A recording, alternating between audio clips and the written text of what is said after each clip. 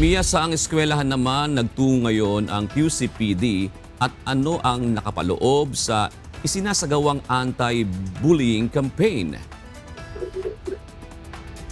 Noon, magandang tanghali sa iyo. Kaninang umaga nagtungo nga yung mga kiyatawan ng Quezon City Police District sa Bagong Bayan Elementary School kung saan nakipag-ugnayan yung isa sa kinatawan ng QCPD para magsandakta nitong seminar ng anti-bullying campaign. Pero ngayong araw, narito tayo sa may Midis Elementary School dahil anumang oras ngayon o mamayang alas 12 hanggang alauna ay magsasagawa naman ng seminar ang QCPD dito sa paaralan.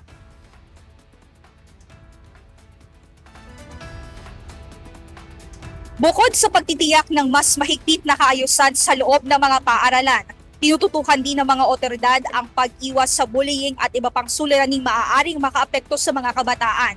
Kasunod ng mga naiulat na insidente ng karahasan sa ilang paaralan, mas pinaiigting ng mga namumuno sa ilang paaralan at otoridad ang mga hakbang upang matiyak ang seguridad at kaligtasan ng mga estudyante. Sa Bagong Bayan Elementary School, iniulat ng opisyal ng paaralan na bago pa man maganap ang mga insidente sa ilang bahagi ng bansa, nagpatupad na sila ng mas mahigpit na safety measures, kabilang ang paggamit ng metal detector, paghihigpit sa mga bisita at mas maigting na pagbabantay sa mga entry at exit points ng paaralan.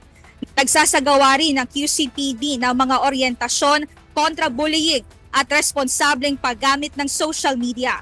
Ayon kay QCPD Police Station 12 Commander Police Lieutenant Colonel Maria Rosario Calusor, mahalagang maagang matugunan ang mga suliraning emosyonal at mental ng mga kabataan upang maiwasan ang mga insidenteng may kaugnayan sa karahasan sa loob ng paaralan.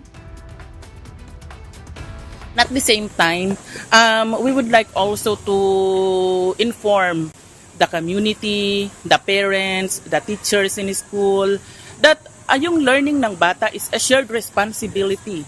It's a shared responsibility. It starts from home. So sa bahay pa lang dapat na nakikita na nalalaman na ng magulang kung may pinagdadaanan ba yung kanilang anak. And at the same time, pag pumasok naman sa school, yung teacher is sensible enough to assess the situation of the child. Nakapaloob sa seminar ng kontra-bullying ng QCPD ang paghikayat sa mga bata na magpaabot ng kanilang saloobin o magkwento sa kanilang Sa pamamagitan ng bukas na talakayan, tinalakay din sa orientation ang posibleng epekto ng karahasan at iba pang mga content online at pinapayuhan ang mga bata na piliin ang mga dapat panoorin at tularan sa internet.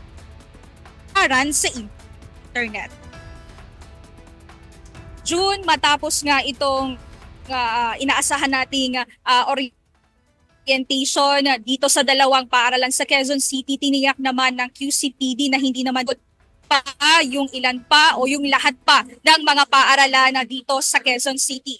At yan muna ang update. Balik sa iyo, June. Maraming salamat, Mia Alonzo.